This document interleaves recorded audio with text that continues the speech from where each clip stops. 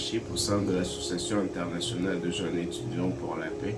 Alors rapidement, je vais vous parler en quelques mots de ce que c'est un jeune ambassadeur pour la paix et des conditions requises pour obtenir ces titres.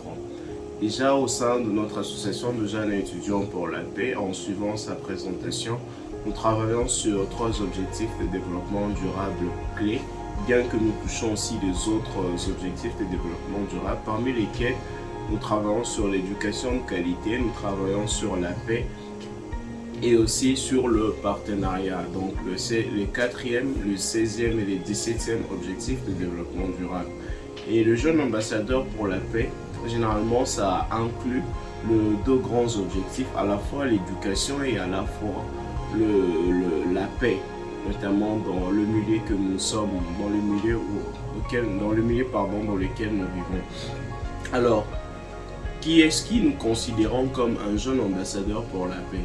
Déjà physiquement, c'est ces jeunes qui à l'âge compris entre 18 à 40 ans et qui œuvrent, qui mènent des activités dans un but de pouvoir promouvoir la paix dans le milieu où il existe. En parlant de la paix, on veut tout simplement faire mention de ces œuvres qui permettent aux autres, qui permettent à notre entourage de pouvoir ainsi ressentir un bien-être. Ça veut dire que lorsque vous posez vos actions et que vos actions atteignent votre entourage, vos congénères, ça permet en sorte qu'ils se sentent mieux et qu'ils sentent un certain développement. Et donc, dans ce sens-là, le jeune ambassadeur doit appartenir soit à une structure ou soit lui-même, il doit mener des actions suivant un secteur donné.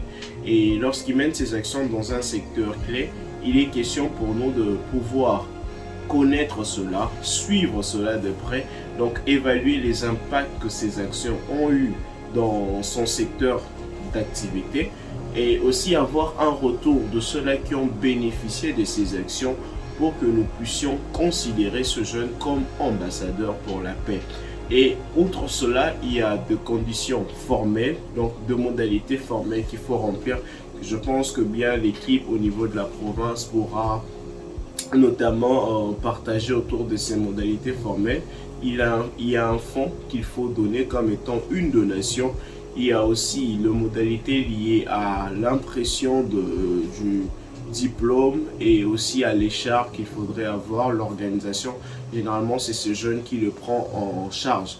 Mais au niveau de IOS, puisque nous donnons, étant donné que nous sommes une entité internationale, une organisation internationale, il est de notre part de donner tout ce qui est requis.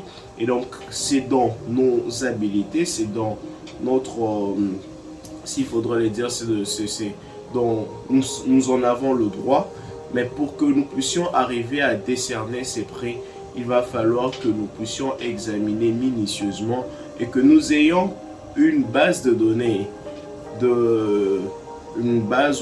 ou carrément les informations nécessaires de la personne que nous identifions comme jeune ambassadeur et aussi les activités, le résultat qu'il a apporté de manière concrète dans sa structure, dans sa communauté, dans sa localité, dans son secteur d'action, ses exercices. Et donc je pense qu'en gros c'est cela. Et donc il y a eu tant d'autres, certains jeunes qui ont déjà aussi reçu cette nomination. Et je pense qu'on pourrait peut-être avoir quelques illustrations. Et nous vous invitons aussi à faire de votre mieux. Pourquoi? Parce que nous nous disons que c'est vrai.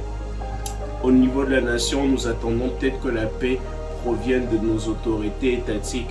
Mais la paix en soi n'est pas forcément une denrée qui pourra nous parvenir tant que nous allons fermer nos mains et attendre que le politicien fasse quelque chose pour nous. Nous pouvons chacun de nous commencer dans nos petites structures, dans nos villages, dans nos villes, petit à petit et ensemble. Plus nos efforts sont mis ensemble et sont conjugués, ça pourrait permettre en sorte que nous puissions changer les choses à partir de la base qu'attendre un certain miracle qui proviendra de l'État. Et donc, je pense que c'est un appel que nous vous lançons. Nous sommes confiants que vous allez y participer avec beaucoup d'enthousiasme et que vous suivrez aussi ce chemin-là.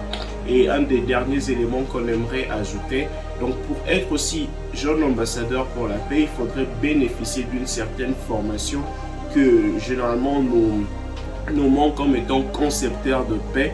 Et donc, à l'issue de cette formation, vous serez en mesure de pouvoir débuter un programme ou soit on va débuter un cursus lié à l'évaluation des différents projets de paix que vous avez menés, des différentes activités de paix ou soit de promotion de la paix, du bien-être de votre communauté pour que nous puissions vous décerner le prix. Merci.